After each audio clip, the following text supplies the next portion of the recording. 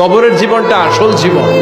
বিশ্বনবী দোয়া করতেন, আল্লাহুম্মা ইন্না নাউযু বিকা মিন আযাবিল কবর।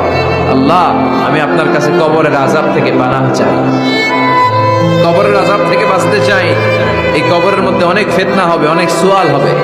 কবরে প্রশ্ন আছে না নাই? কথা বলেন। প্রথম প্রশ্ন জিজ্ঞেস করা হবে, মার রব্বুক, তোমার রব কে?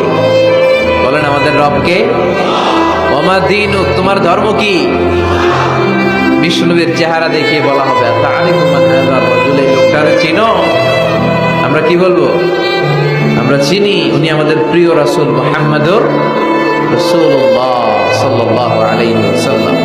এরপরে জিজ্ঞেস করা হবে, এগুলো কোত্থেকে শিখলা? আমরা বলবো, কোরআন থেকে।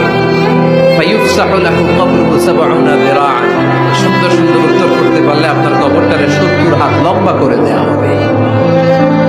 ইফতাহু লাহু বাবুন ইলাল জান্নাহ, জান্নাতের দিকে একটা দরজা লাগিয়ে